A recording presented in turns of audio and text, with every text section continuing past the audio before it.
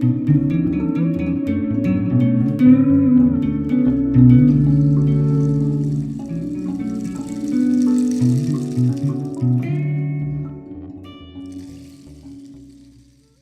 everybody, to another Thursdays with Maurice. And this is a weekly talk show where I'm joined by none other than Maurice, who is a very special, special friend of mine and a man that I deeply admire. And I also love speaking with. I love hearing about his wisdom. And on these Thursdays, if you haven't joined us yet, it's really about going with the flow for both of us. We never quite know where conversation's going to take us, but we can promise you that it's always going to be interesting. Well, at least we think we're interesting. It is always going to be interesting, enlightening, and hopefully inspiring to you. So without further ado, I would like to welcome Maurice. Hello, my friend. Hey, how you doing today, Elisa? I'm doing pretty good. You know, these last few weeks, where we spoke about it a little bit last week, that these last few weeks have been a little rocky, but I feel like they're starting to even out some. And you know, there's a lot going on in the world. There's a lot going on in this country, Mhm. and there's a lot going on in my life right now. And you know, actually, what I want to start with, I'm going to change trajectory right here, Maurice, because I had a friend say something to me the other day. She works with energies and stuff. She's a healer. And I was just saying how I felt kind of like, you know, how sometimes you can feel under the wave as opposed to riding the wave of life. You kind of feel like it's crashing on you. Yeah, I've experienced that as well. No Yeah, question. a few times. Yeah, Anyway, she was telling me that the energies, you know, as we all know, they're just moving so fast right now. And she reminded me, I mean, these things we know, but sometimes we forget because we get caught up, right, in all this stuff. She's like, Elisa, the energies are moving really fast, but you can step out of them. I'm like, that's true. oh, yeah. And so I just wanted to start with that, with because I'm sure a lot of the listeners out there are going to be feeling that, Maurice, where things are zipping along so quickly, and we can stand back and watch it. We can come to, you know, we can come to a neutral place, a place of just being calm and in our own energy pattern, observe that, but not feel like we're getting swept away with it. I agree. Well, part of my situation is I'm past that workaday lifestyle. My kid, my children, my daughter is raised. My God, she's in her middle 40s. She's got two kids that are already out of high school, and I no longer work in the work world. So I have an income, Social Security and a small retirement. It's sufficient though for me, and I'm good. So I just get to sit back and be able to do this kind of thing. But I can recall not so terribly long ago where I was embroiled in all sorts of interactions and relationships and commitments and obligations, and they occupied a good portion of my day and my awaking consciousness. That's what I did, and I remember that, and a lot of the people are still involved in that. So what I talk about is from a perspective of I have the luxury of being able to sit back and actually do it, as opposed Yeah. to saving time during the day or momentarily along the way in the heat of the battle, so to speak. Recall it. And back when I was in the heat of the battle, I didn't have this kind of perspective. I thought the battle was all, well, it wasn't all battle. It was getting along to go along, and, competition and the whole 9 yards of Western society. I was embroiled in that as well. So Yeah, it's so true, Maurice, because we you know, the older we get, we have like knowledge, obviously, and also we start to separate out from the battleground, you know, the workforce, all the things where it is a battleground, you know, and in a certain very specific sense, it is. You have to gird yourself up. There's demands being placed on. There's, you know, there's just the whole architecture, I feel, of commerce and society. In fact, I talk about this in I just finally got it released and it's posted, the True Purpose webinar. You know, I talk about, you know, the challenges with women in particular, with how our society's been structured, and it's all built on masculine principles, but not just masculine principles. It's based on masculine principles unbalanced with feminine principles. Bingo. Very true. Yes. And so where I'm going is exactly that, is that girding up for battle, because it's that disconnected masculine that you got to force your way through. You create it. You got to go and carve your niche. And if you don't take it for you, no one's going to give it for you, and it's true. You're in a society that unless you gird up your loins and you go and you charge forth, you're going to be left on the sidelines. And I think that's where it's real challenging when we're watching all this energy zoom by us. We're so indoctrinated into, if you're not in the flow and you're not, you're going to be left behind and lost. So it's all this. It's hard to get perspective when the whole thing that you're based on is off. Agreed. It's just all plain off. And, that's one of my mystic mentor. We talk a lot about how kind of resetting just the whole, especially for work with women in particular, but it's for men too, is just, how, because it burns you out, getting in that fast flow in life. It burns you out. It'll burn out your nervous system. It's going to burn out your emotions. It's going to, you're going to get less and less in touch with who you are. And I think that's why a lot of people retire and they just go, because they have had no connection with themselves, really truly with themselves and their true purpose and their passions, and then all of a sudden they're just out of that flow and they don't know find themselves by their external persona. And and the job, especially for the males, at least in the last 40 years, the women have pretty well flooded into the work world. But prior to that, maybe 50 years, time flies so fast. That's only going back to the middle 70s, for crying out loud.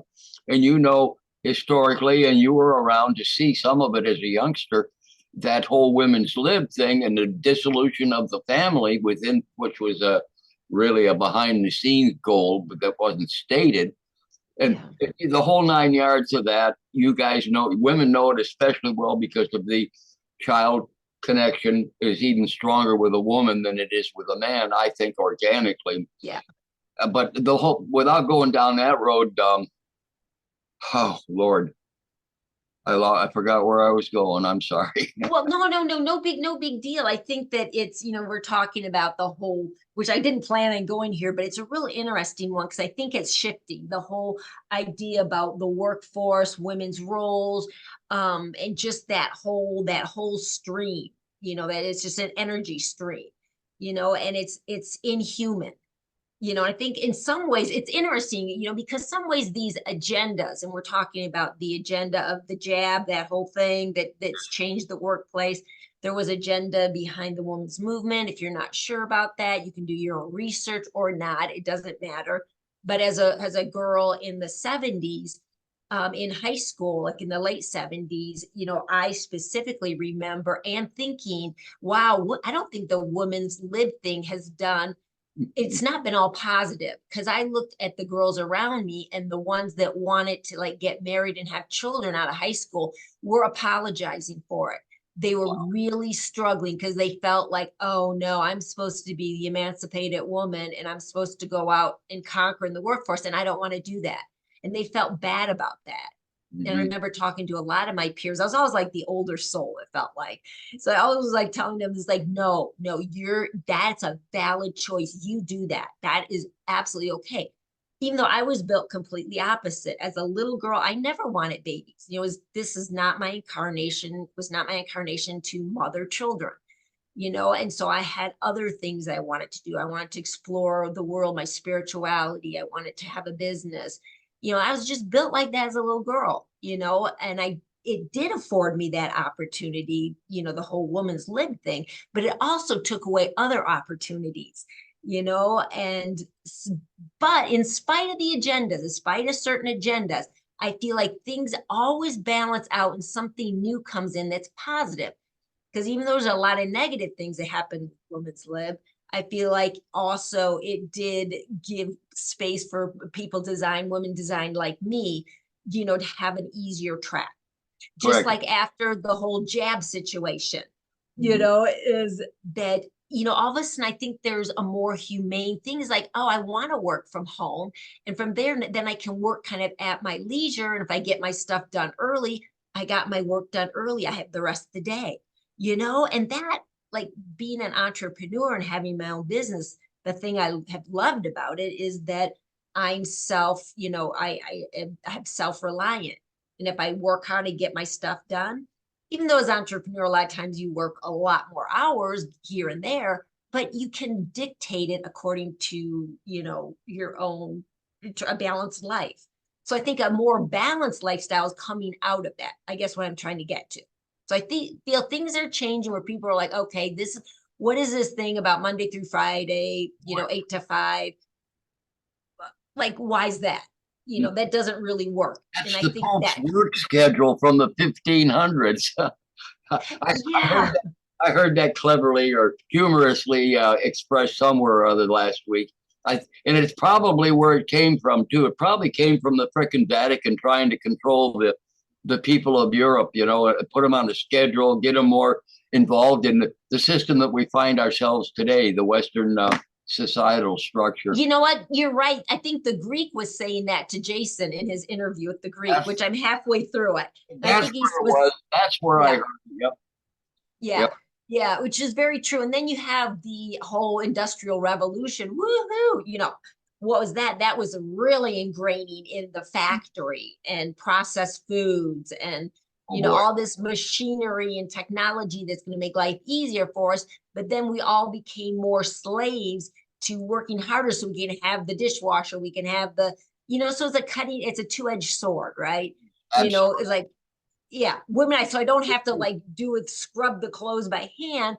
Yet now we're working to have to buy the washing machine, then to pay for the electricity and the stuff for it that pays this. And it's, Well, society has, if you want to go deeper than the surface, they have an underlying goal, and it's to keep people focused, not on within, but without.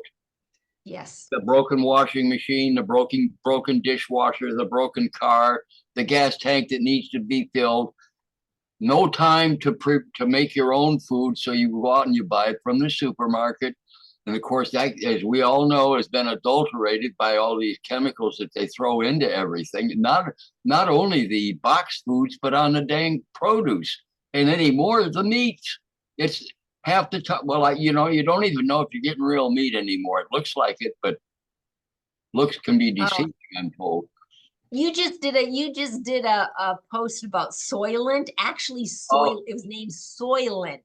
is it? I didn't read the ingredients. I didn't want to because I I didn't figured either. it's either bugs or it's God knows. something God knows thing what it is. But yeah, no, it's crazy, but it's really that, we're caught up into a controlled flow, saying life is supposed to be like that. And for some people, they're going to go with that flow and they're going to be, yeah, okay, fine, fine. And they just do it. They do the thing and they accept everything. But then there's what, Jason's folks will call the errants. There'll be people that, other people will call maybe they're star seeds or star children. And there's people that, there's all kinds of names for individuals that come in this world, or at some point they wake up and they go, this doesn't make sense. We used to call them rebels. Rebel. That's why I did mine the Rebel Crone, and I adjust the things. Hey, Rebel. It's like, yeah, we're just not like, yeah, it's just, we don't want to buy into it. And I think, we're more and more, we're waking up to the depth of it, and I know from you and my perspective, it's so deep. It And is. it's not fully down because there's a layer where it's pure. But if we look at like the subconscious, the super conscious, the super subterranean levels, I think there's an area where there's an ancient wisdom of knowledge of balance and all of that. But then above it, we have these hardened layers where, if you just stick to it, it's that crazy flow that's happening. You get caught up into just the craziness and you'll go crazy. You will literally go crazy Well, because it's there's ways crazy. there's ways people talk about around it and even using it specifically. You've heard of it's an overlay in a way. An overlay of what? Of your natural condition, your organic condition. But then we wouldn't have the society we have, such as it is, without it. Because without all of that competition and all of that overlay aspect of it, all the messed upness of it, people would just be sitting back and they'd be, we wouldn't have near the amount of people on the world, I don't think. And it wouldn't be a technological world anymore. It would be a more natural world, which people dealt with, not digitally, but what's the other one? But what it used to be, sorry, words again. Here we go. We'll remember it later. yeah, everybody knows it but me anymore, and I'm trying to talk about it. Oh, Lordy. It's, hey, David. Yeah. What did they call it before digital? What's that? What did they call the system we utilize with pens and paper? Analog. Analog, for crying out loud. Gotcha. Analog. Thanks, David. We live. That's one thing is true though. In a nice little catchphrase, you and I and people of our age range and even a little, 10, 15 years younger, they have life experience in the analog age. They know what that means. The kids born in the 2000s, they don't. Yeah. What little they have of it is minuscule. Everything is digital for them. I think when I really pull the lens back, Maurice, I feel like I like to talk a lot about like our true human evolution, and it would be our evolution of humanity merging with our divinity, merging with our higher self to work really in awakened unison, because we're here physically for a reason, and I think we're here to grow and evolve the human vehicle, potential. And with that, I feel like technology and all of that has a place in it.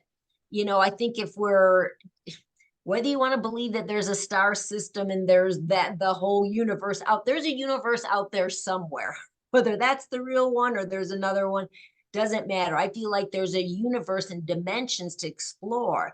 And I feel like as these human beings, that this vessel that it's evolving, and I feel like technology is a part of it. So I think the problem is that natural evolution is getting usurped and is getting, like you can have technology, it's not a good or bad thing, it just depends who's using it, right?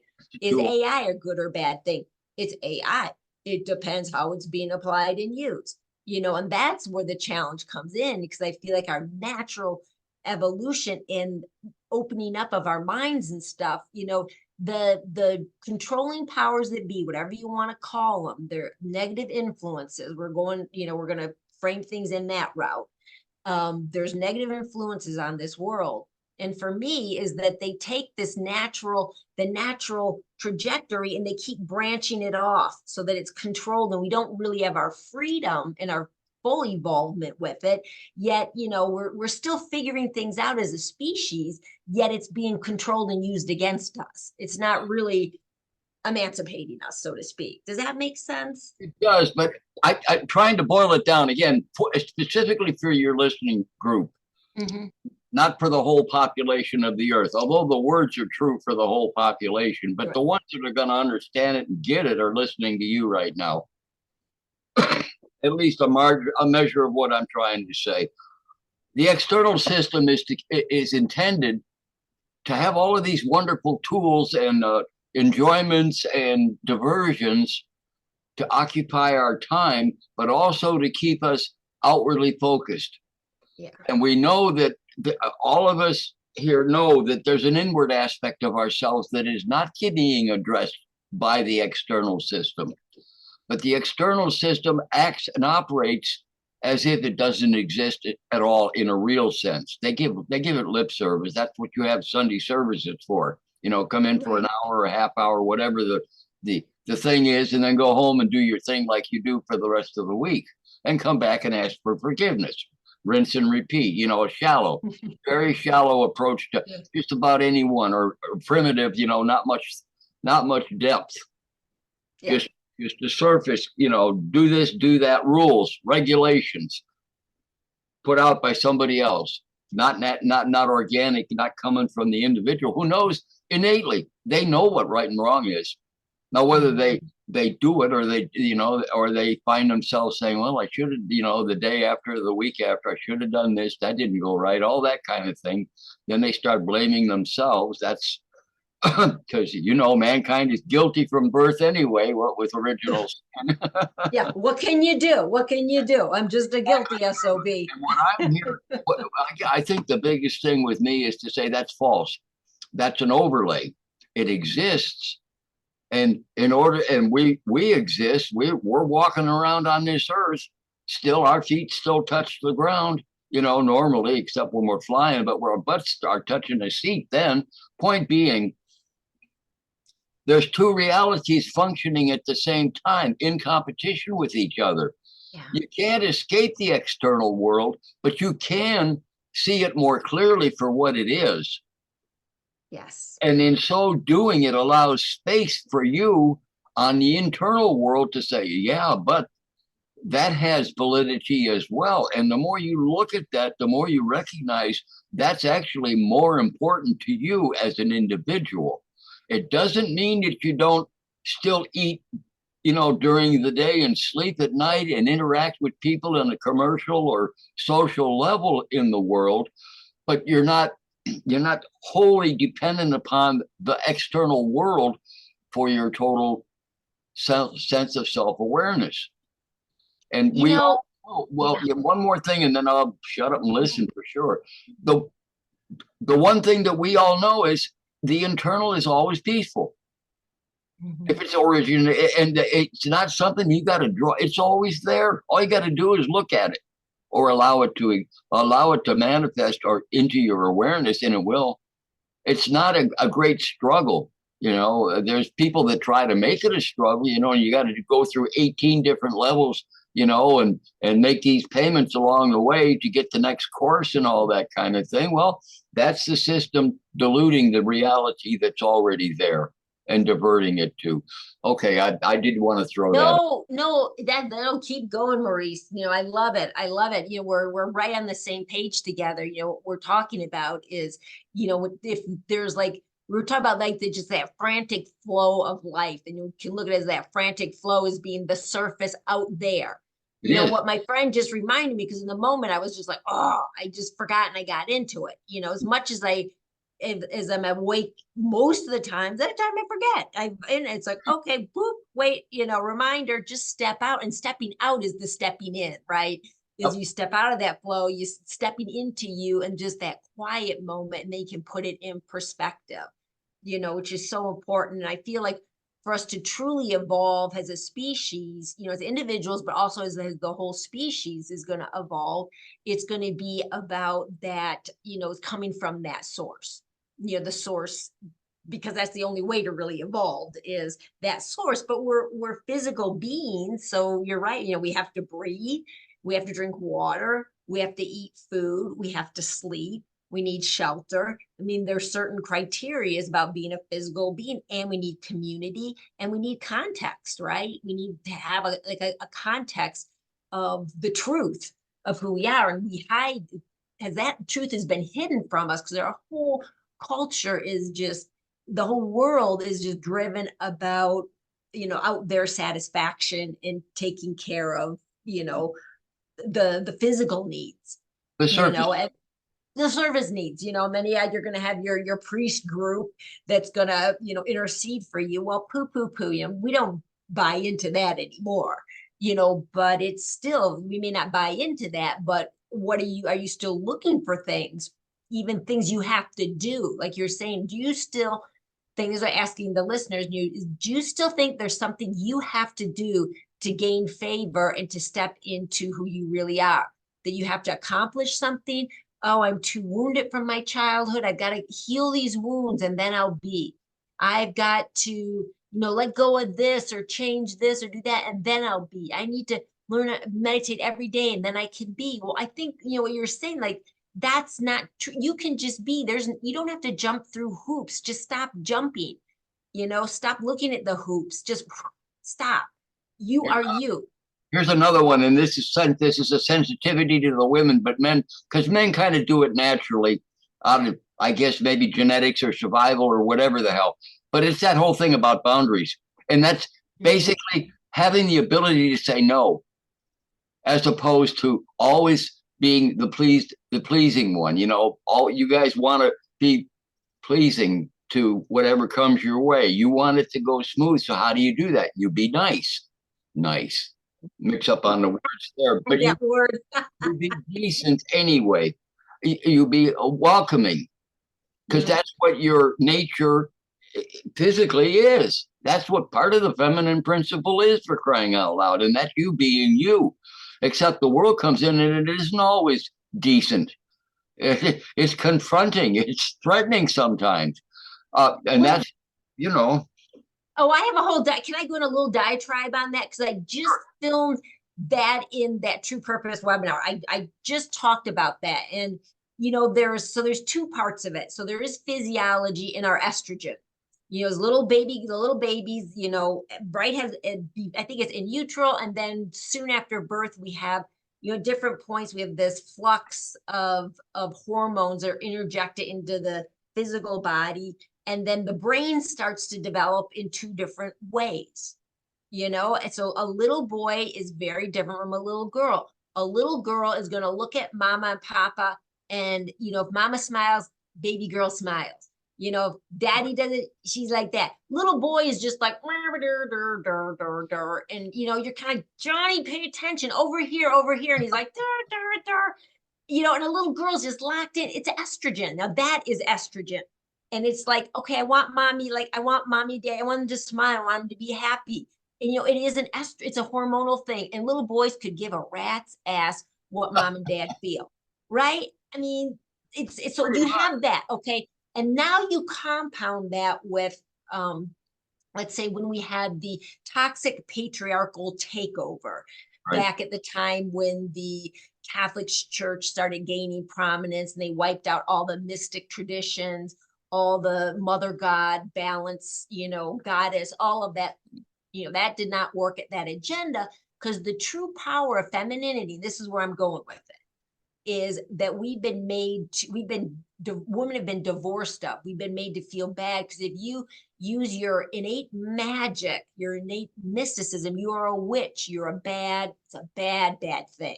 And it's a bad thing because years ago, it was brutally cut out of and exercised from society and from, females. So we're afraid of it at a level we're not even conscious of.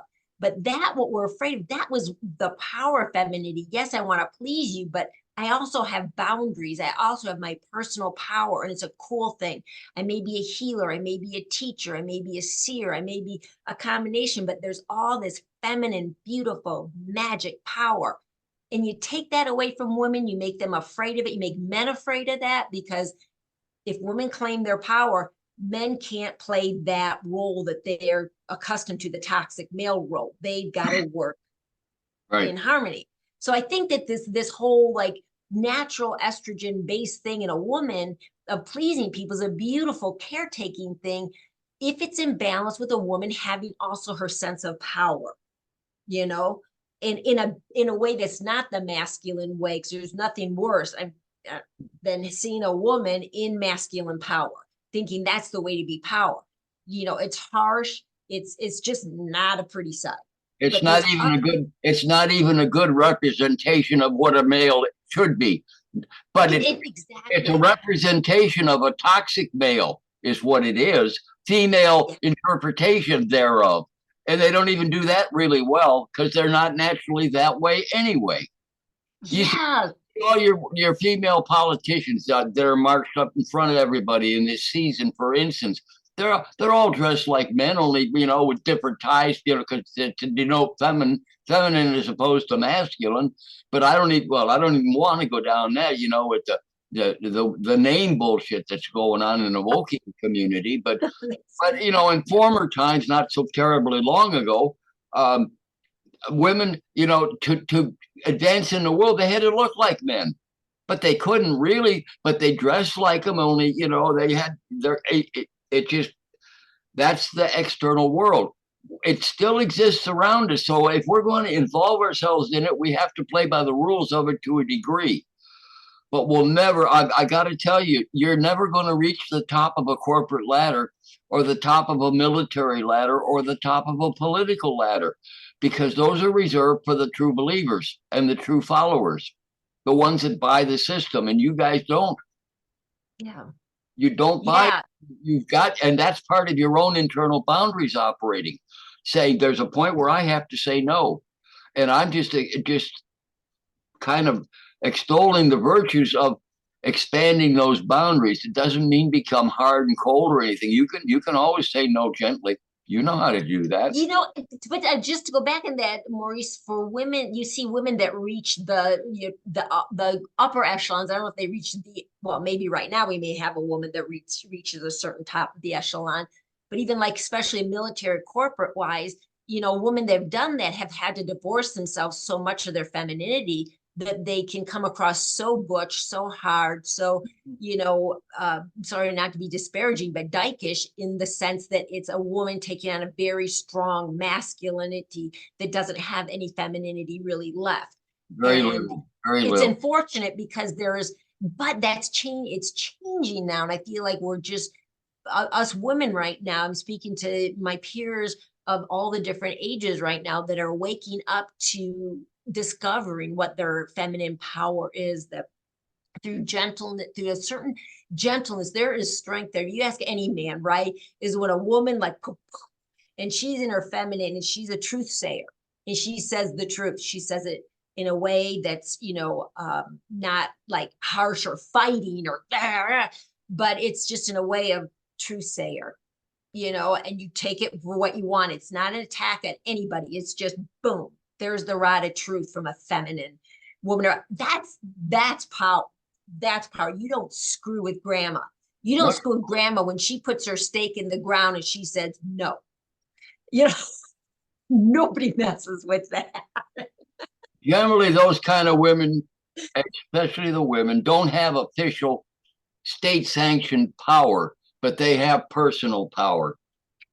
And between the two, there's no two ways about it. The personal power is always better to have, because the external power, the granted power, it can be taken away at the whim of somebody more powerful. Your personal power can never be taken away from you. It can only be given away by you.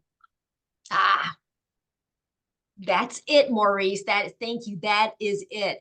Nobody can touch that. And it doesn't, it's not in fashion one day, out of fashion. Somebody can't come in and fire you from yourself, and take over your position of being you. There's nothing that threatens that, and that's free will, that's sovereignty, that's all that. And I think women for the first time right now is that we're, the energies are aligning in a way for us to really reclaim that. And I think for the most part is refigure out what that is, because we don't have a role model. Our lineages of that have been lost, right? That's been wiped off the face of the earth.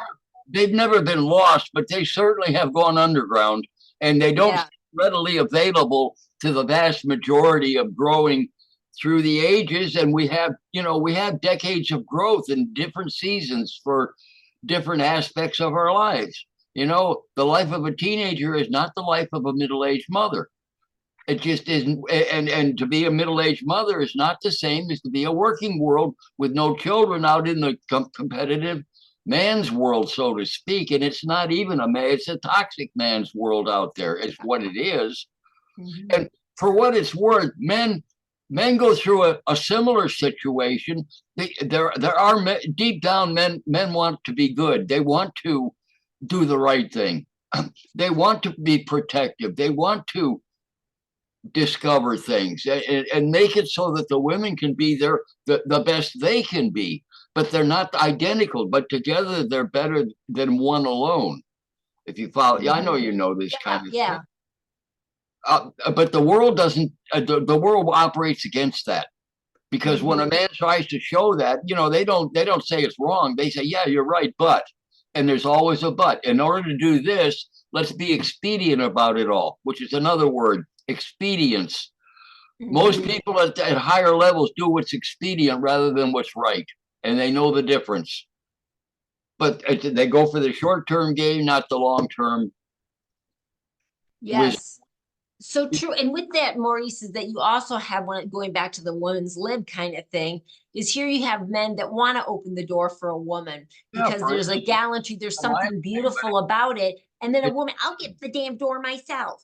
I'm like, oh my God, shut up, just shut up. Just say, thank you. Be gracious. I love it if a man, even if he pays, is they're paying me a compliment, it comes out a little, crass or something. I know it's a compliment.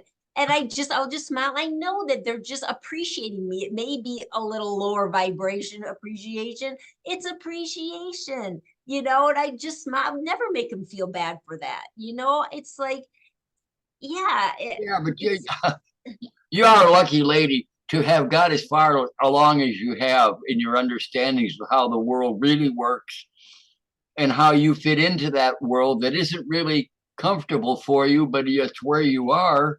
And you make it as comfortable as you can around you in your local environment where you live and actually experience the world. Of course, we have electronics, that, and that's been for the last, 70 years minimum in this country with television, one way or another. And now the internet, everything's focused out there somewhere else, You're living in New Mexico, I'm in Florida. Except for the internet, we wouldn't know each other. And here we are talking. So this is a convenience. It is a tool, and it can be used for negative things. It certainly exactly. It's just the world, this is one of the things I think we spoke about earlier is, like the first time we spoke, I do believe we spoke about the neutrality of the world and everything out there. It's a neutral thing. We bring it definition and meaning through our consciousness and our decision, our choices about it. It just is. It's a something. If a man wants to open the door for me, he opens the door for me. It's not good nor bad, nor, he has whatever his intent is. I put my message on it. I put my message on everything. And this gets back now, we're going back into like personal power and how we can really direct our life. But Maurice, thank you so much for acknowledging me there, because I have, I've worked really hard to really find a place of balance and sovereignty and control in my world, and it's not been an easy road, and anybody, especially my age, there's been a lot to go through to get to this point. Agreed. And that's why you started this out with the term crone. That has a definition. It isn't for a smart 30-year-old. There's plenty of smart, why you can call them smart. You can acknowledge their brilliance, their beauty, and all of that, but they're not crones. Crones have life experience. They have learned it. You have a more, specific definition. But that to me is a woman. It's a wise woman. Yes, she's smart, intelligent, all those wonderful things, but she's got wisdom with her. And that the only way that and where is wisdom anyway? Well, it's a combination of learning, but actually seeing what's going on, as opposed to just gathering facts and being more clever about things. Monkeys are clever. I know. Oh my God, Maurice, do you know what I had written down here? How I was going to start this conversation today? I was going to start with Maurice. Okay, so Maurice, what do you appreciate about older women? That was going to be my first comment. And you just answered it. That's just one aspect. You guys are beautiful. I mean, you're still physically beautiful to me. You're just not like a 20-year-old, but you're not like a 10-year-old either. But, I just did a video on that, and it was just, and I think it was a short. It was just like less than 1 minute. It was like, give me a break. Why are you defining my beauty based on what a 14 or 16-year-old model looks like? That's a girl. That's a young girl. That ain't a woman. Well, it depends on how you define a woman. A crone is a woman too, but it's a different kind of a woman than one that's, a Hollywood starlet or something, or any other definition you want to put on them. Crones are They're the wisdom carriers. They know they have their boundaries. They know who they are relative to the rest of the world, and they know there's a difference. They know how to get along with both worlds adequately and satisfactorily to themselves.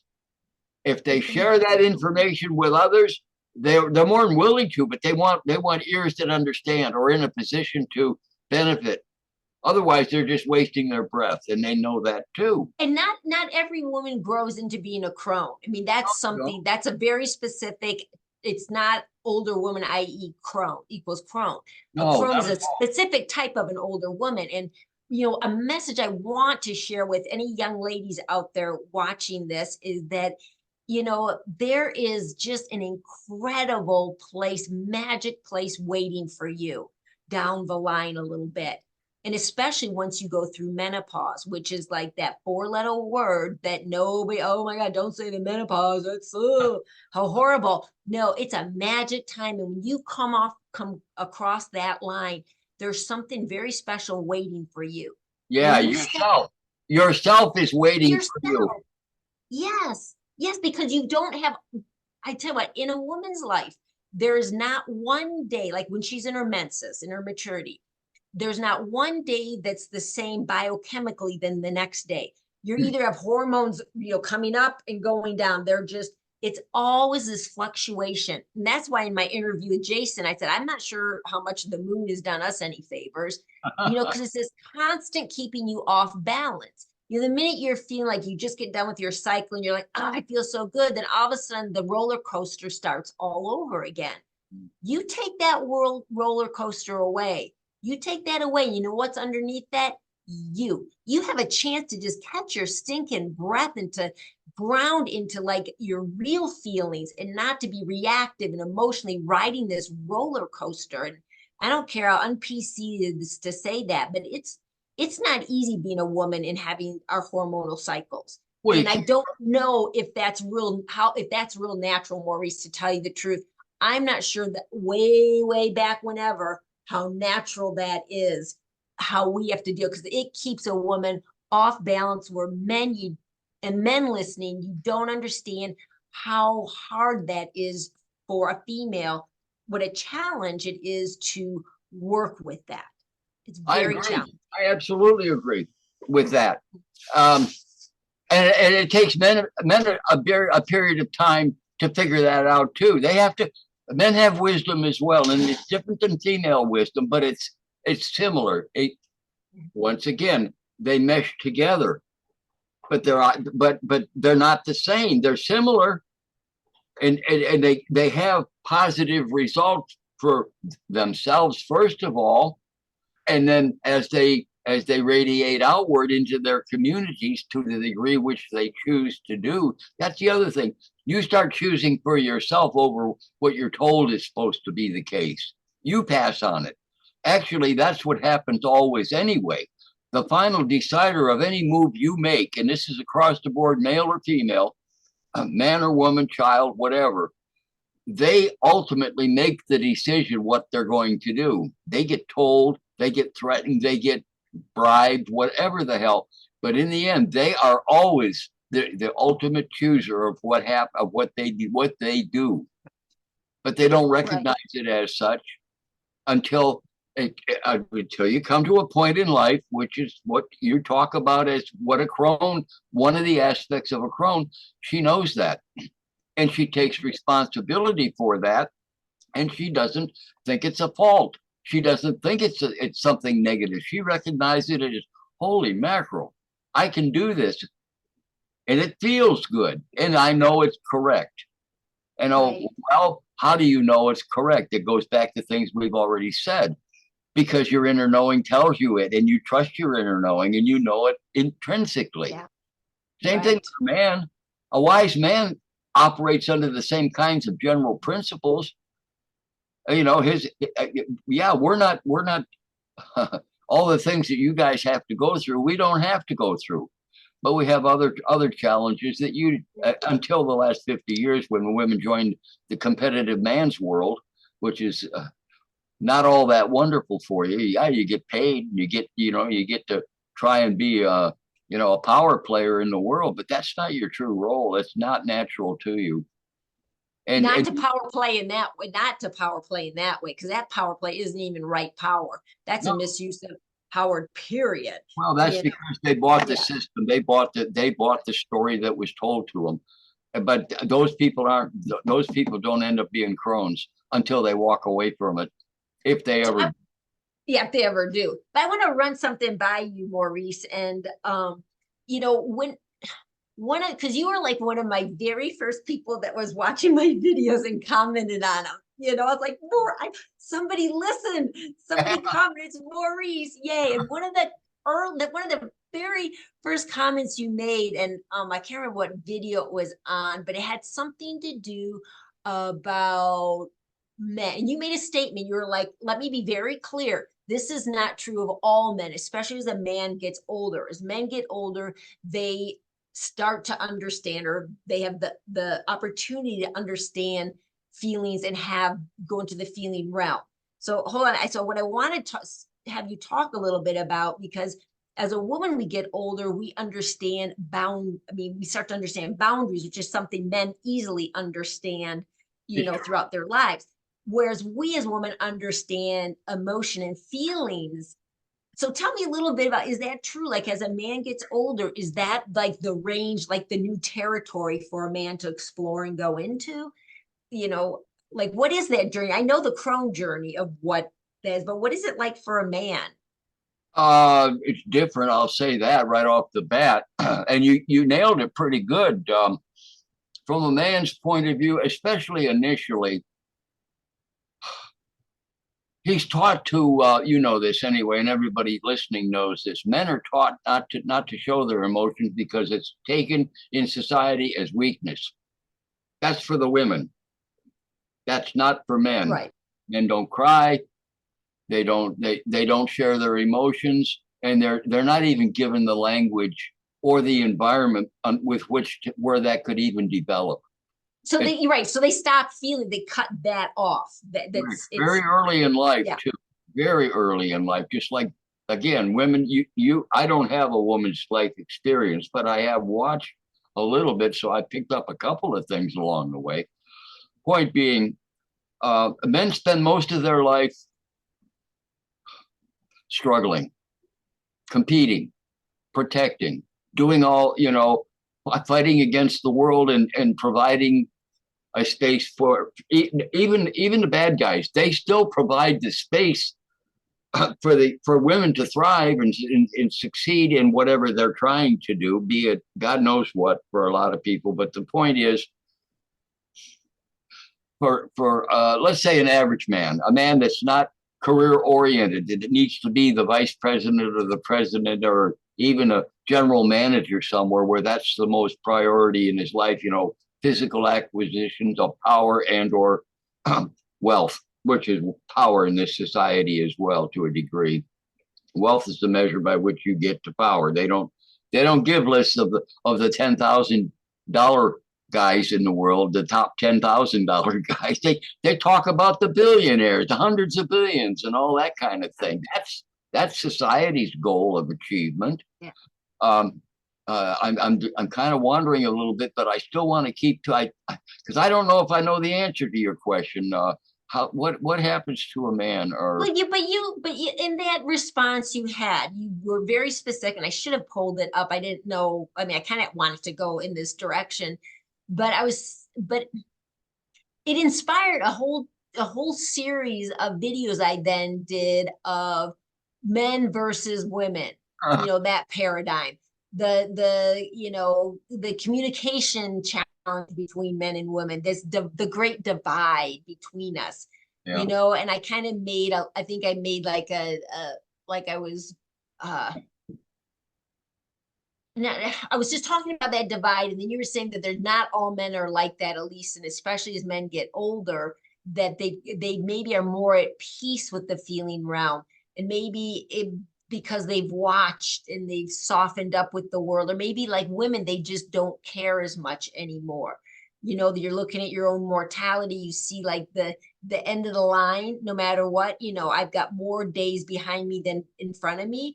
And it becomes, the balance keeps going like in the favor of less days in front of you. And it changes, young person, you think it's never going to end, and you get older. At some point, I'm well past the 50 mark, I'm in the 63 mark, and, I'm not going to probably live to 126. So, I got a lot less days ahead of me than behind me. And with that, there's a psychological change, but there's physiological changes.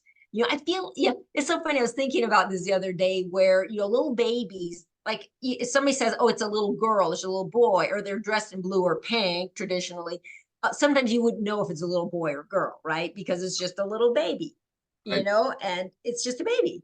And so we go from like this almost like, human to individualizing into the sexes.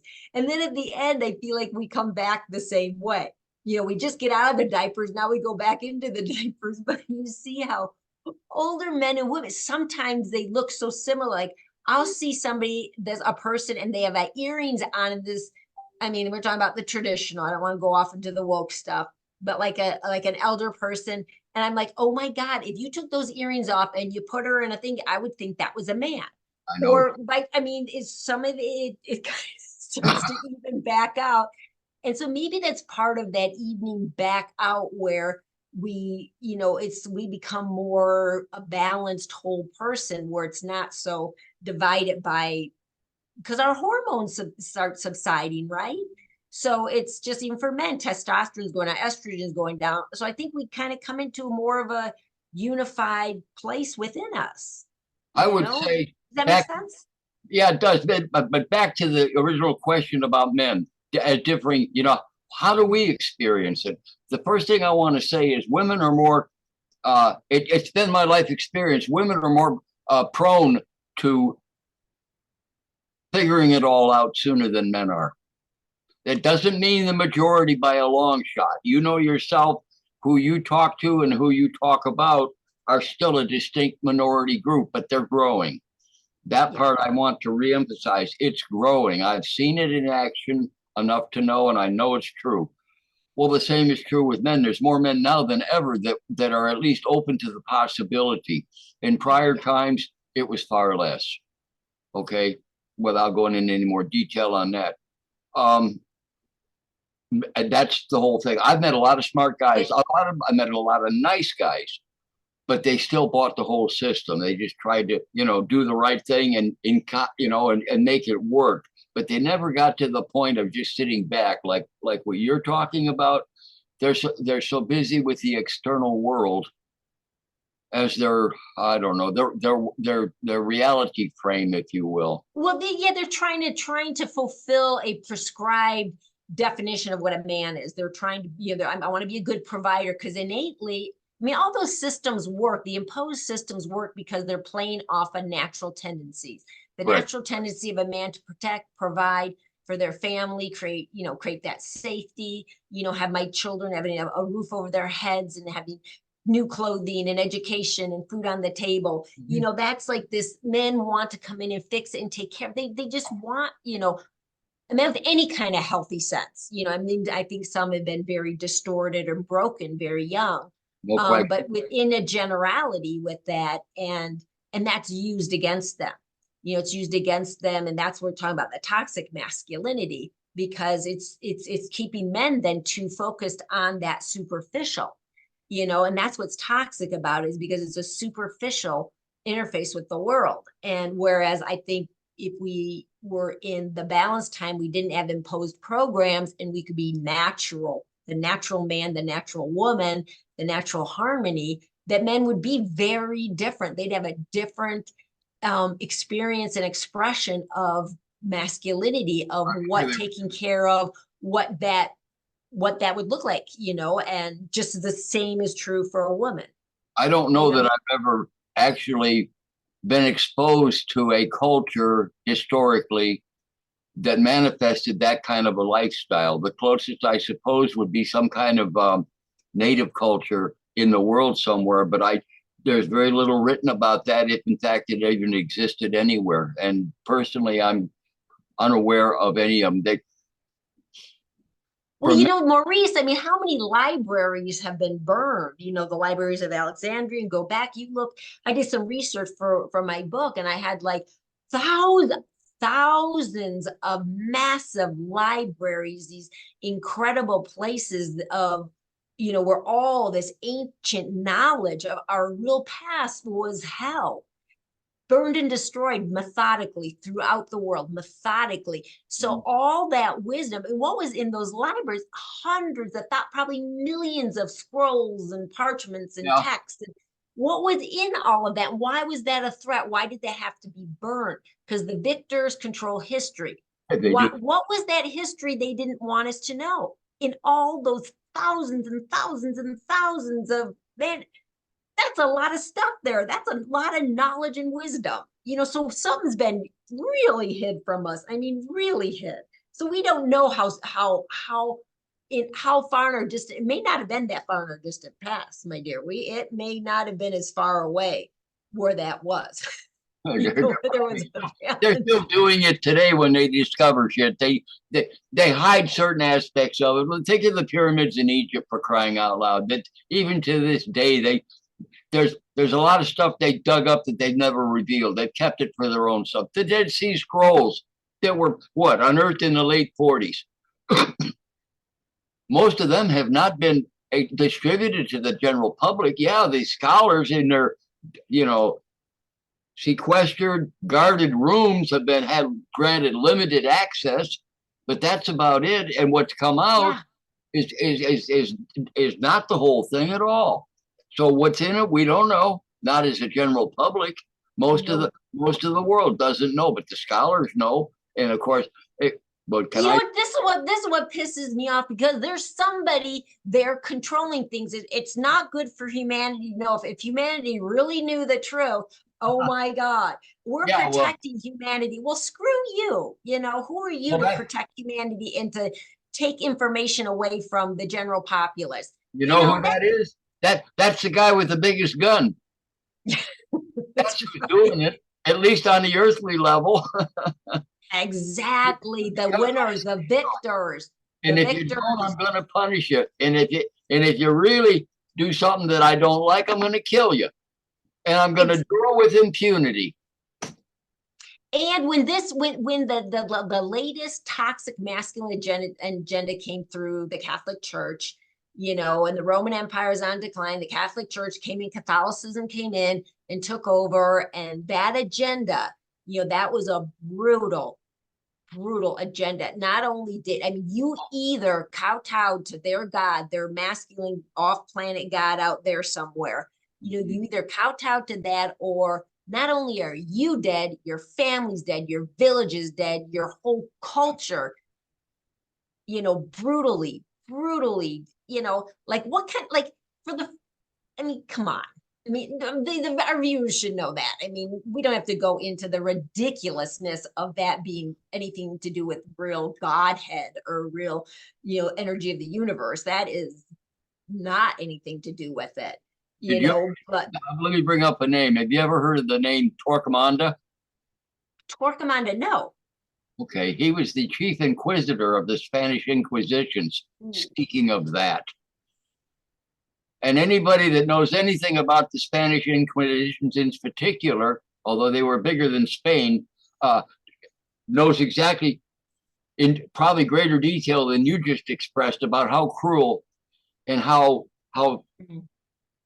definite and yes, no, and all of that stuff you just talked about, plus more on that same nature, occurred under the auspices of the Pope and the Roman Church. And that was in the 15 or 1400s. I think under the auspice of a God of love. Ha ha ha. You know, come on. An intermediary guy named the Pope. I don't know which one it was, but that control force, that control factor, and that's the factor that has set up this whole paradigm of toxic masculinity, that the globe, and there's you just look at the main religions, they're all done by a male, you know, connected to this punitive controlling God out there somewhere. There is no Mother Earth, no balance, and you look at then and especially let's just say the Western culture, because this is what we know, is the whole, oh my gosh, it's just everything about it is built on those principles. You look and it's mechanistic, right? It's no soul. It's different parts. You look at how they deal with medicine in the human body. It's a mechanism. So I'll go to a heart specialist because we can take the heart is separate from everything else. We'll fix it and we'll put it back in. No, you look at Chinese medicine, these ancient things, it's your heart, but it may be because you have a rotting tooth up here that's on the heart meridian that's giving you arrhythmia, and you just yank that tooth out, clean all that out, and your heart's just fine. So it's not mechanistic. And you look at, everything, look at our law. Our law is mechanistic. We're going to create one law to control, and then, oh my God, the spin-off. And then they get more and more and more. It's so convoluted because it's governing from out here, imposing this false thing on people that have no self-governance. Correct. That's why boundaries become important to women in particular. Once you start exerting them, and again, you can do that gently, kindly, non-threateningly, but firmly. You're reclaiming you're finding yourself, your inner self, and you're acknowledging its reality, and you're going with the flow of that rather than all of these externals that you've been subject to and battered about in a basically equivalent of a gigantic storm all of your life. And you were so busy fighting, holding on to that comparison, the waves of the storm, that you didn't have time for anything else than that, which is what society does to both men and women. Keep you busy fighting the incoming waves of the storm that's always blowing around you, never giving you time to get to where you recognize and get to the point of what you define as what a crone might be, could be, is, and a wise man. And keeping you away ignorant of your natural powers. That's the whole point.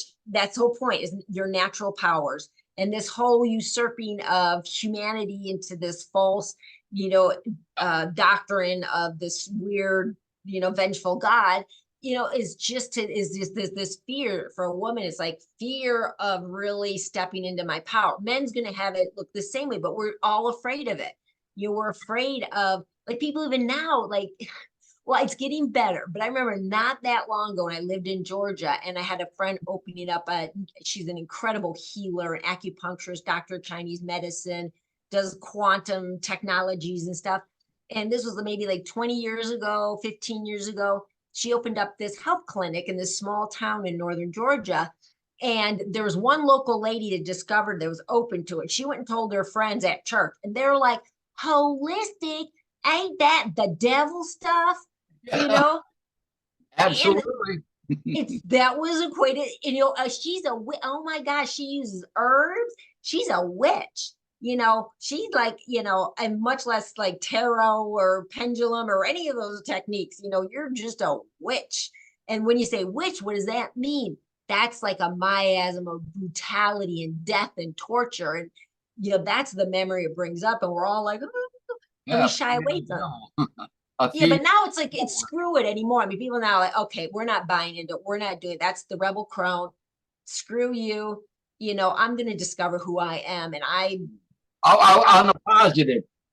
Yeah. Because however anybody individually does it, that is the goal. That is the goal, to plow through all of this baloney. I'm kind of actually watching my words today as opposed Me to. too. Me too. So anyway, I don't normally say baloney, but nonetheless, it does the job. That's what life is, as I've experienced it as long as I've been here. Most everybody goes through the stages, and all of the craziness that society offers is the only way that's real. And somehow or other, there are people that come to a position where you and I are talking. Now, how that happens, when that happens, is individually and unique to their lives. Like in your case, you said you started out pretty damned early, like in your, 6, 7 years old, something like that. Well, to a degree I did, but not like you.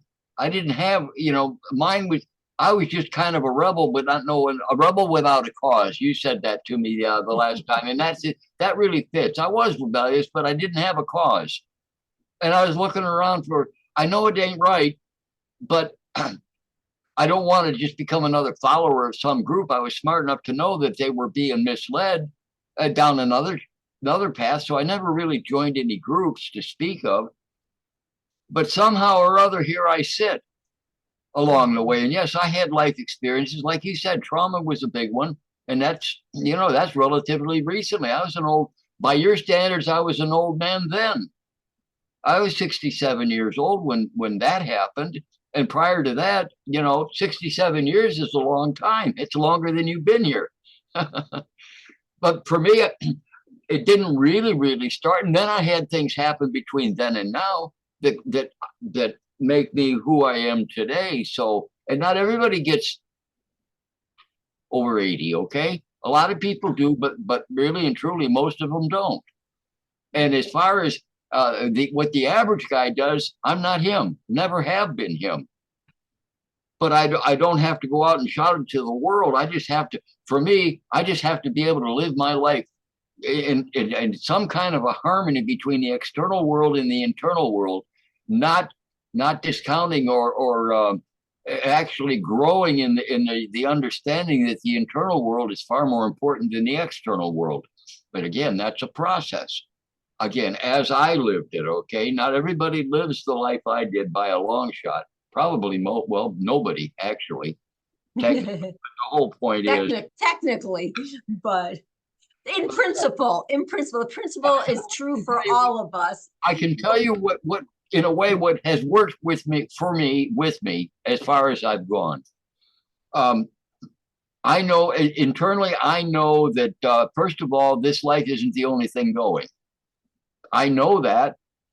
I don't need to preach it to the world, and I don't need the world to say amen to that. That isn't how it works anyway. You just get followers that way. That's no good. That's not what I want. People that are genuinely aware. And in my case, I have met people that meet that measure. Are they perfectly aware? No. Neither am I. We're still walking around in human skins as human beings. We don't have this sense of perception and knowledge and wisdom that is apparently somewhere in the universe available, but it is not available to humankind. But there are levels of that we can obtain. And in the process, our lives become way more peaceful and they become way more flowing. And you know what? You don't starve. Things happen around you that you don't plan, plot, make happen, contemplate how am I going to do this. You just let it happen. That's part of the effect of taking the point of view that I'm kind of talking about. The more you acknowledge and rest in the solidity of that. The inner self is more important than the external self. The external self gets taken care of. Yeah. You do things, you still have to get up and put your clothes on in the morning. The inner self doesn't do that. The physical self does that. So you're in the world, but you're not of it. So you tell, okay, I'm a spirit walking, or I'm not even a real being. I'm just a figment of some spirit's imagination. Well, down here on the dirt, on the earth, in the dirt, on the earth, that may all be true in theory or even in reality, but we're here to have a 3D visceral experience of solidity. Correct. Of solidity. That's, this is solid. Doesn't have, by the way. Right. Or we wouldn't be here doing this if they didn't need it for some weird reason, assuming that all that is true, which I actually do assume. Yeah. For people that's not the point of the whole thing. What they do is different than what we do. Yeah. They have capacities we don't have, but we have capacities they don't have. We can feel. We can actually, pick something up and move it with our physical body. if they're ethereal or energy or whatever, light, whatever, light's energy too, I'm told. They can't do it like us. They can't pick up a cup of coffee and sip it and taste it, for instance. Well, how they do it is they project their consciousness That's into what a I've heard. slower realm. So it gets in such a slow, dense realm that Right. they can pick the thing up. That's how they do it. They're doing it through us, But they're you not, know, yeah, yeah. but But they what can't do it up there where no, they they vibrate. can't. They're not No, no. vibrating in this dimension.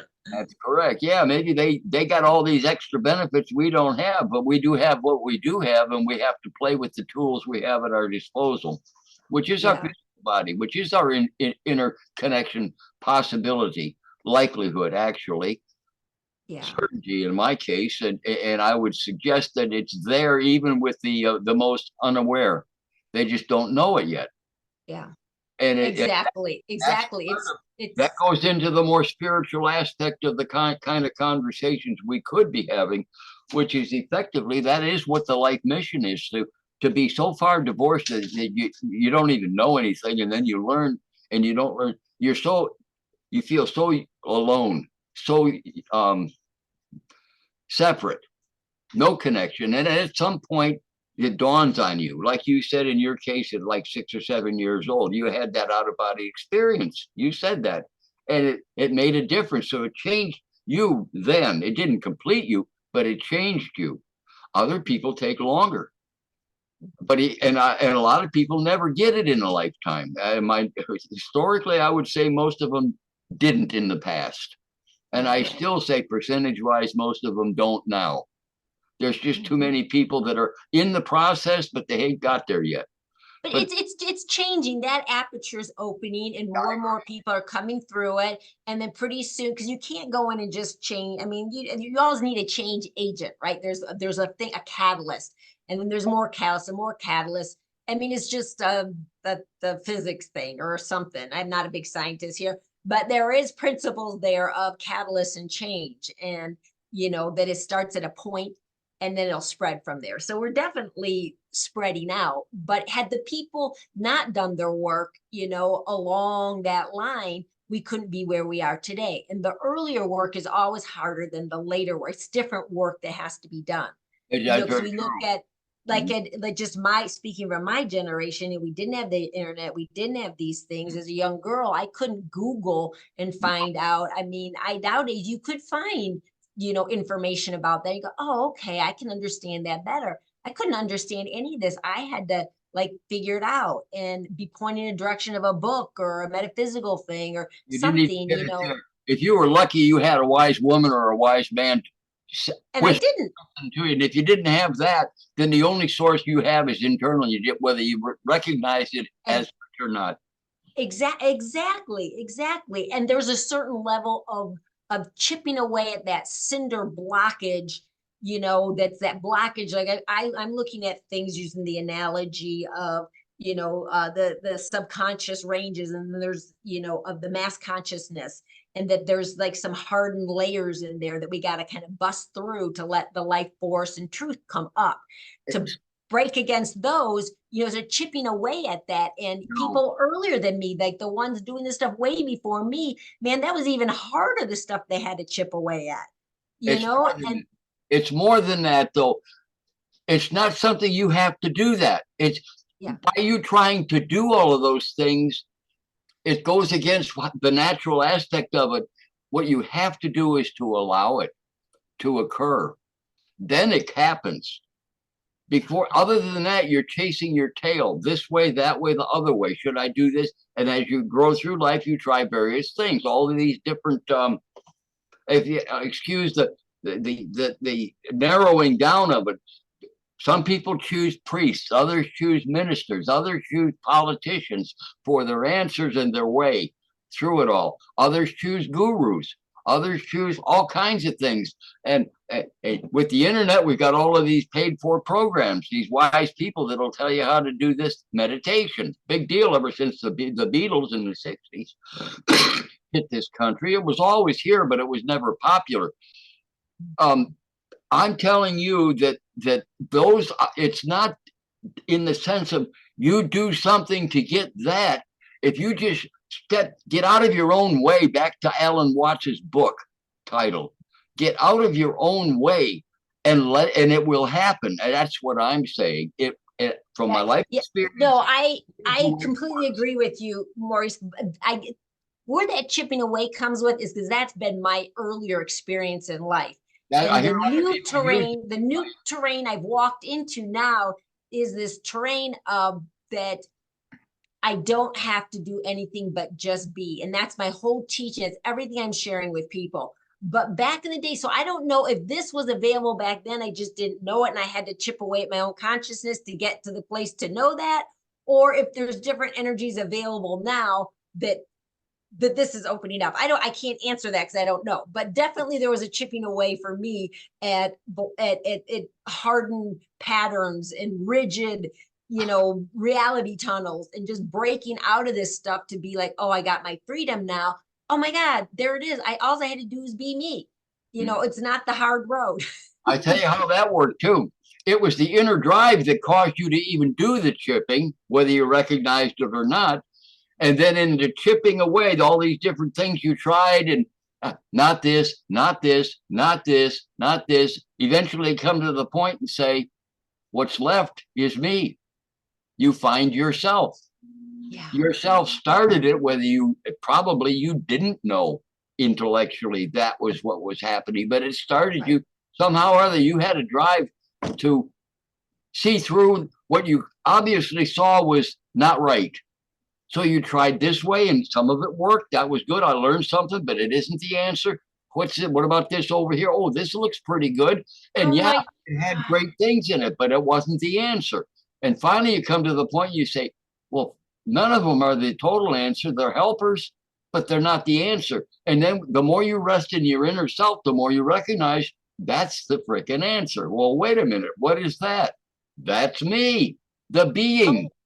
It's not the hard work. This is what we're designed to do. You are designed to be you. You're not designed to be somebody else. And it's not by trying to be somebody else, it's the hard road. By trying to do something other than you is the hard way. The easy way is the road less traveled. We spoke about that last time, and that's the road of authenticity. It's just chill and be you. But you have to find that place. You've got to have to find a quietness enough, and you've got to also let go of your trust in your, all you're looking for the savior out there, because that's what all that is following a politician, a guru, a leader, this or that is. And you see it right now in this election, huge time. I don't need to point the finger at which one, that all this savior behavior from that person, all these people, he's going to save us. No, he is not going to save you. That's not where saving comes. And you don't need saving. You just need to be you.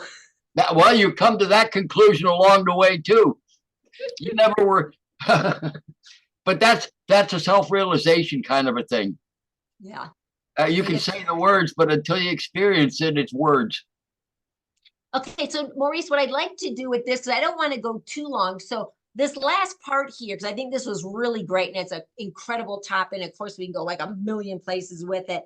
Let's talk about some practical wisdom right now about how to, because I think a lot of the listeners will have a sense.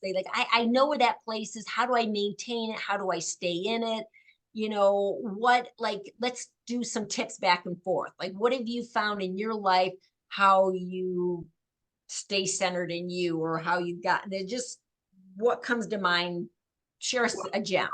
A lot has to do with your circumstance, your physical circumstance. And like I started out saying, I'm in a position where I don't have to go out and fight the world or deal with a lot of things that actually even most of your listeners are still dealing with. Other people, circumstances, making a living, all kinds of things, broken washer dryers and cars and stuff. I had to replace a washing machine. That kind of irritated me, but I did, and I had the money to do it, and I freaking found one that worked, and it's great. And a brand new one too for anybody that gives a shit, as opposed to a used one from the junk store, which I thought about, but I didn't do. Anyway, the world is going to go its direction despite you and besides you. Your job is to go your direction, even though you're stuck in the world, so to speak. And how do you do that? You start stepping back from the affairs of the world wherever and whenever you can. Yeah. That's how you do it, really. And when you interact with the world, know that's what you're doing. So be on the surface aspect of it. Don't bother trying to go deep with it, because it will not go there. And once you expose yourself to it, it will do everything possible. I'm talking about the world in general, to divert you from your inner knowing, your inner self, your inner security, your inner solidity. That's what it's And about. that's science, man. There's science behind what you're saying, Maurice, because Okay. the science is that we're all energy, right?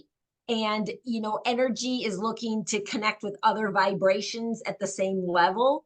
Yeah. So when we think like, oh, we got to save the world, and I'm gonna go out save and change the world's doing this to me, is when you start reacting and responding to the world. That's like the law of attraction. That is magnetism. And there's all kinds of principles at work here, where it's drawn to you vibrationally. You've gone to that level of reaction, and then it glumps onto you, and then it pulls you away from you, and it pulls you into it. You get sucked into it. It's like a So magnet in many it ways. is like a magnet. Yeah. And so what you're saying is, to put it in different terms, is that where we give our attention and where we give our response, our energetic, emotional response, speaking Right. as a woman, an emotional response, you are magnetizing yourself to it. You're wedding yourself to it. You're bonding to it. You don't want to bond to it. You don't want that crazy energy out there.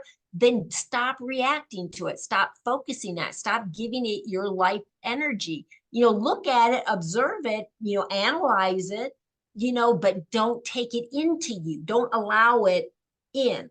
Correct. That's That's the your key. emotional realm. Once you buy into it emotionally, then you're kind of attracted. You're done. You're in. And again, that's a heavier liability of the female sex than the male sex. Although males don't dispossess that, but we don't have it nearly as strongly as you have. Hence, we seem more stable, even in our confusion. But we still seem more stable. Women have a tendency to go hither, yon, up, up. Sometimes they call us more grounded. But I don't want to just be grounded. That means I don't get anywhere. It means I'm stuck. I don't want to be stuck, but I know I'm still I'm not as confused. I don't consider as many things as most women do. I know that for a fact without knowing the things that they consider. They know shit I don't know. They see things I don't know. I don't even see them, and yet I'm here too. Women have been the underlying creative force of everything. I mean, we are the creatrixes, right? We give birth. We have that physiologically, so below, so is above. We give birth down here. We can give birth to other things, in a very different creative way.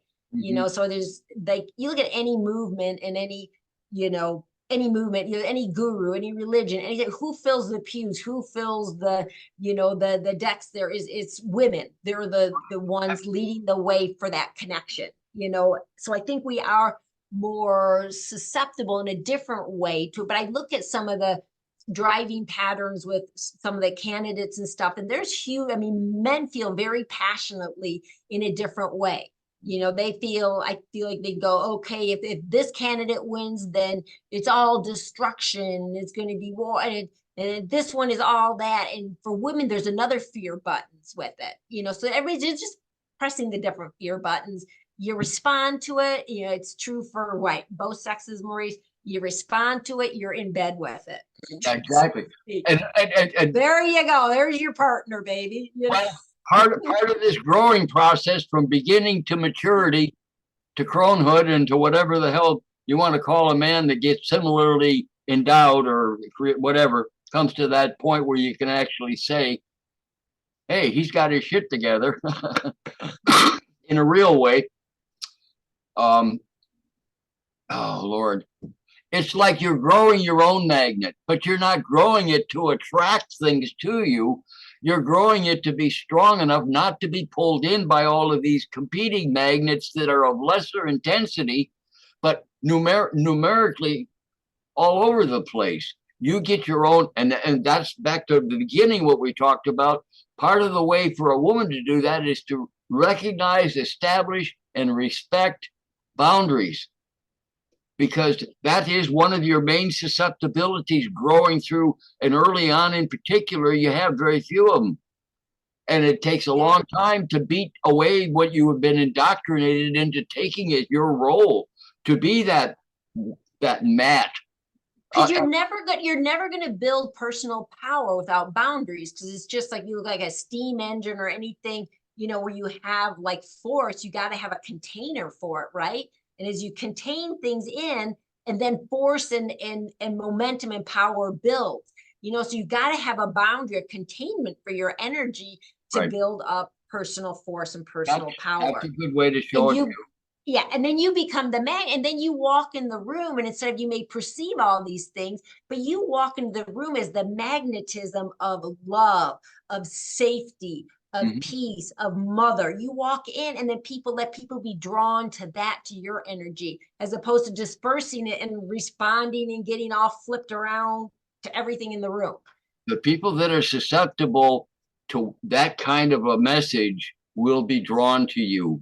There will be other people that will be repelled by you, just by whether they understand it energetically or not. But you've seen that happen. I know you have. You've been in a room where people, they don't want any part of you. Yeah. Do they? I know you've run into that without knowing specifically. And that's, and then there's other people that come up, and it's like, oh my God, I feel like I've known you forever. I'm just and they just want to be near you. They just want in your envelope. They just want in your atmosphere. correct. And I think the more we grow into ourselves, the more we have the capacity to provide atmosphere out into the world. That is true. Safety, You get you're shining your light stronger and stronger. Yeah. That's another little new agey kind of way of saying it, but you're shining what light? The inner light. It's the inner light. It's the light of the inner light. Only comes into connection to who you rely. It comes into connection with that higher self. That's the light for you. It's your light. It's the combination of, that's part of another way of saying what I was saying earlier, the journey of life, from complete unknowing to what? Well, not total knowing, but a true connection. It's an apparent disconnection at the bottom end. It's never disconnected from the top, but from the bottom end, which is us walking around, we don't know that. But the life's journey is to recognize, first of all, is it even possible? Is it even there? And then opening up like a freaking flower and growing. And by the time, at some point, it's acknowledged that from this end, from the lower end, yes. And as soon as you do that, then it expands and it just grows. And the more you get involved in it, the more secure you become in it. And when you become secure in it, right, you stop having, like, when I was younger, I always said, what FOMO is, fear of missing out. Oh, I had spiritual fear of missing out. Is like, I got to understand how it all works. I got to understand all this. And I'm always like, oh, understand more. And now it's like, oh my God, I know enough. It's okay. I'm not going to know everything. It's so complicated nowadays. We understand, like, just look at YouTube. It's so mixed up. It's so complicated. There's so much going on. I just have to go, and really I'm okay just being. It's enough right now. I'm just going to be, and I'm not going to know everything. I'm not going to understand true history. I'm not going to understand the full picture of things, and I don't have to. It's still, I'm curious. I like to look at that stuff, but I'm not out of it of being like, this desperate figuring it out. It's like, we're not going to know it all. No, but all you need to know is enough to know for yourself. Once you come to a conclusion, you don't have to revisit that same storyline, because you haven't come to a conclusion. If you keep investigating over and over again, you're just into you're into a trap in a way. It's an intellectual trap, and it always has. That's the system again. There's always something to be new to be discovered. It is. I was just telling my partner the other night about a mentor of mine years back, had said something about because somebody came in where they were talking. They're like, "Yeah, I'm a truth seeker." And he was like, "Oh, I feel sorry for you, because you're a seeker. Right there, you defined it. You're always seeking. They're like the metaphysical tire kickers, Yeah. always seeking, always seeking, always seeking. Well, sometimes fine, just fine. I found me. That's enough. You know what I mean? I don't have to be out there seeking and seeking and seeking. I thought that was so profound. Find yourself, you find inner peace. If you have inner peace, you can do anything, anywhere, appropriately, perfectly, without ramifications of a negative sense around you. And generally speaking, and actually speaking, you're not distributing disinformation, unkindness. You're reflecting and manifesting who you really are anyway. Yeah. That's that connection flow.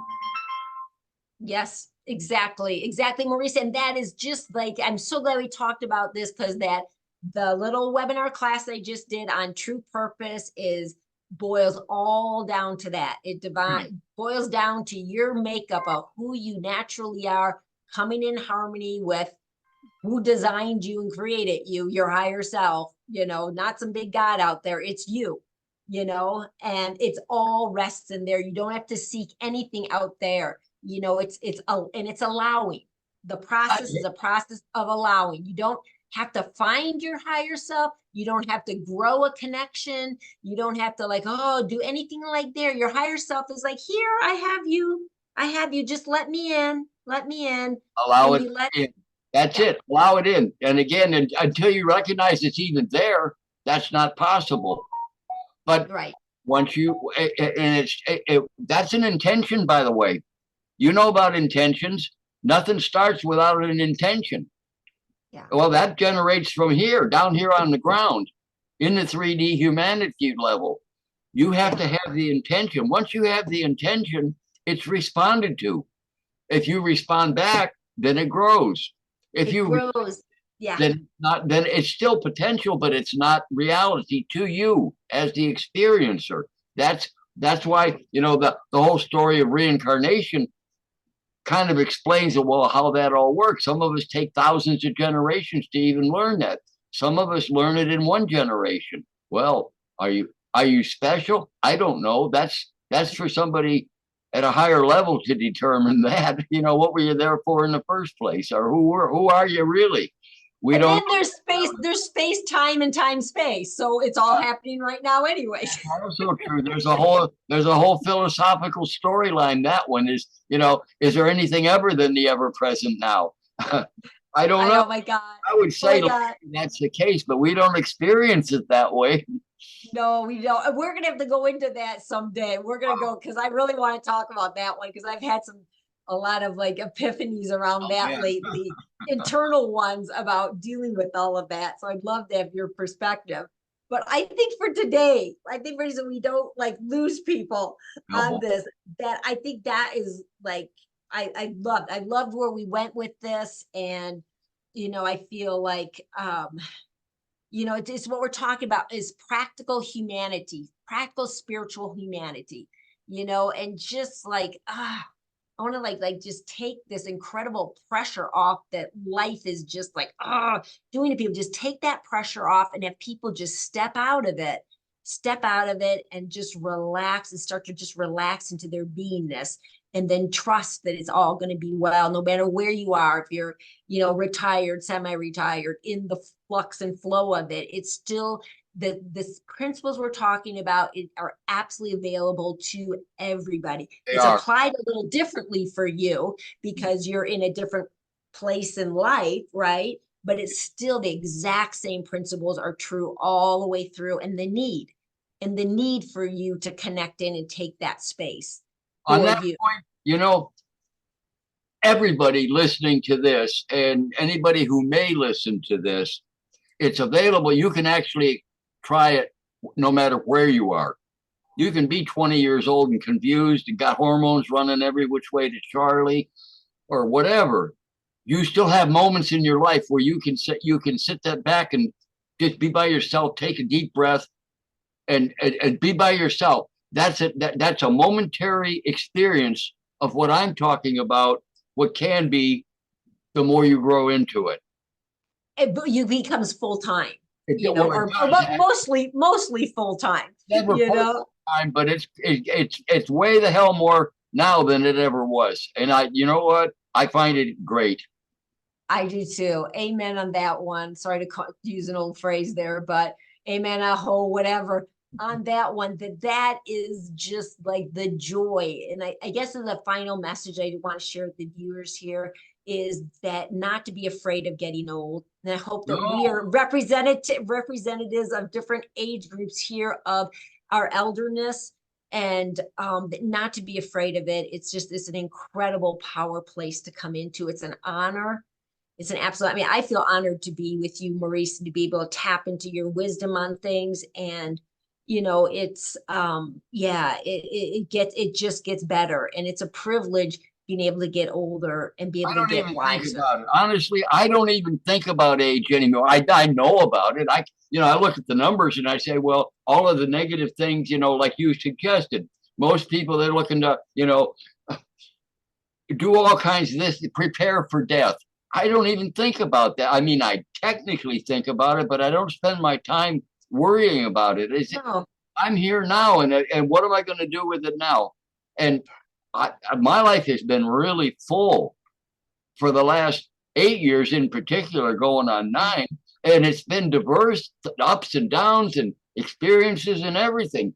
But I'm having more fun in life than I ever had. And most of the time I sit by myself, but I do get out and about. And when I do, I do it fully. I enjoy the hell out of it, but I do it as me. Yeah. Trying to gain anything or do it. I just reflect who I am in the moment, and it seems to work. It seems the world is longing for each one of us to bring us to the table, because each one of us is part of the puzzle, is part of the whole of how humanity is part of the oneness we come from. We're all have a part to play in that. And, for me, it is that balance to Maurice of, the balance of the me time and then the social and, the doing out there time. And, it's having both. It's true good selfishness.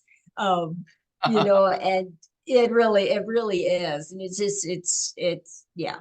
a good thing. So as far as the external world, to me, it's a show. That's a kind of a shallow way of expressing it, but they're lost in whatever their lostness is, and that's them. I let them be. I don't need to convert them or pass judgment. no, I just know that's not where I'm at. don't stop. You don't need to change anybody. Just you do you, and you will be an agent of change.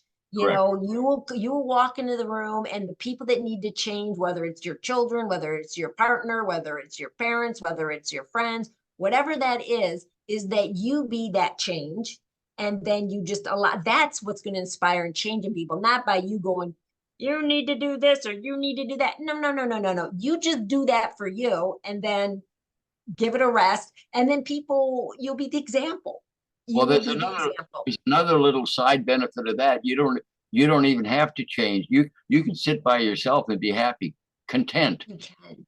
Content, I think, is even a better word than happy, because happy kind of is reflective of some kind of high, some joy. It's not the center, it's a high, because happy has an opposite. It's sad. I was going to say it's the middle road. What I've learned, it's the middle road where it's not it's not That's right. You find yourself damn near in the center place an awful lot. And you know what? That's a resting place. It doesn't mean you're not physically active, but your internals is solid, it's secure, it's at peace. That's a good place to be. I can tell you. In archery, they have like you hit the bullseye, and then the original definition of sin was missing the mark in archery. you know, and so, yeah, and you think about that. So what a sin, it's not some big, someone's gonna punch you, just missed the mark. You know, let's just get closer and closer to that center point of the target. And that's you. That's the center point that's contained in the big you. And that's, you know, rest in that and you hit the mark. And the funny thing is, when you do that and you're active in the world, you are the most effective you could possibly be. You're because what are you doing? Your responses to the external world are appropriate responses. They're not off in left field. They're not totally reactive. They're not missing the mark all of the time and staying in confusion. You are solidity. And you know what? Once again, that's a great place to be. It's also effective too. And most people don't really operate that way. It doesn't appear. But when you can do a measure of that, you're going to recognize it and you're going to say, son of a bitch, that worked. It works, and it works for you, and that's all that matters. From the very beginning, I used to say it a lot in my videos because I think I was trying to, like, you know, I was telling myself it is like, you know, you may love my videos, you may not. It's okay either way. You know, it's like, I love you just the same. If I resonate with you, we resonate. If we don't resonate, we don't resonate. Not my problem, not your problem. No reason to get upset with anybody or attack anybody or do anything. Is just go off and find what resonates with you. Yeah, you So can do that. simple. There's room in this world for that behavior. There is room in it. Yes, you can find your own with that. Oh my Yep. gosh. Okay, Maurice. Yay, great. And we wrapped up another Thursday. It was a, oh my gosh, thank you. It was just a, once again, I appreciate your willingness to speak with me, your willingness to share yourself, you know, not just with me, but with everybody out there. And yeah, I just honor you and all that you be. All that you be, nothing you do, just you be. Well, I don't have any magic scheme to make a lot of money for anybody. That's not where I'm coming from at all. No, yeah, it'll be what it'll be. As far as whatever that. You know, listen, Lisa, you know it from your own life experience. I can see it in you. All I can tell you from my perspective is not only yes now, but allow it to grow within you because you have so much potential to expand what you already have. And you already know that anyway, but I'm just telling you from outside of you that, yeah, you're on the right path. You're doing it exactly correctly. And you know what? Maurice. We end up, the mutual people we have encountered, we always feel, generally, I would say we feel the same way about them. You from your perspective, me from mine. Yeah. We recognize them and they recognize us. Yeah. And that's how we got to meet each other. Absolutely. So yay. Absolutely. That's part of what my traveling around for the last almost 9 years. In fact, I'm leaving next week, just like you are. I'm going up to Virginia Beach. I'm going to meet people that I haven't met before, some of which I've interacted with on the internet, and I want to meet them in person. Yeah. It'll be fun, but I don't have an agenda at all, except to be there and I'll be appropriate. And that, you know what? That's not a nothing statement. That's a powerful statement. That's the center point. That's this, and it's great to be able to walk in that space and not feel, well, geez, I don't have this, I don't have the other thing, or I wish I had this. I don't spend much time at all in that anymore. Yeah. Again, that's part of the being, not having to compete in the world like I used to have to compete. So that, that's a factor of being older. But at the same time, I'm not near as rich as a lot of my contemporaries. They got bigger bank accounts, but I don't freaking need. But they have bigger bank accounts in one sense, but in another sense, probably not. Well, exactly. And I know what you mean. And I value this way more than I do a dollar bill, by the way. Oh my God, I know. So totally. Well, Maurice, we're going to actually next week, we're going to tape, I think on Monday, because we're both going to be gone on Thursday, but then we're going to wait and I'll have it uploaded on Thursday, but I do have a little list of some stuff for us to talk about, but we'll see if it goes in that direction or not. Okay. You Yeah, know, best late. you plot and plan, and then when we get there, we'll do what we do. Well, yeah, like today, I just, I had like this plan and I decided to go this direction and it came right back to where the plan was. So it Yeah. worked out Well, there's a perfect. bigger hand in all of this. There actually is. There is, and I try to really avail myself to it. Like I sat at my little altar this morning. I'm like, okay, what's moving in me in my heart? Like, where spirit's talking to me about what to talk about today, And so I just kind of tune in, like, all right, I really feel like this is like has my attention. And then when we start talking, something else had my attention, but then it came back around to that other thing. So, we don't have to control it. If it's meant to be, you and I will talk about it today. And if it's not, we won't talk about it. But, Right. you know. And like I said, right off the bat, I'd much rather go your flow than mine. I don't really have an agenda anymore at all. No. That's why I'm interviewing you. Yes, absolutely. That's why I'm interviewing you. And I'm just doing my feminine thing, Maurice. Good, I'm and I just love doing it. my feminine thing Hey, I by love tapping in and seeing what wants to come into expression between us. So Right. I don't have like this set thing where I would have in the past, I would have had my bullet points and I would have my little list and I'd go, okay, next question here, up and out, next question there. That's like the old way of doing things. My is. new way of doing things is all right, I've got an idea what's in my heart and mind. And then if it changes, then we go there, so it's great. Oh my God, it's so freeing. It's natural. Well, it flows. It flows. It flows with me too. I don't feel like that what you said. You're in the flow. You're not. You've got a general. You got to ask the first question. You probably had a general idea what it might be because you're running the program.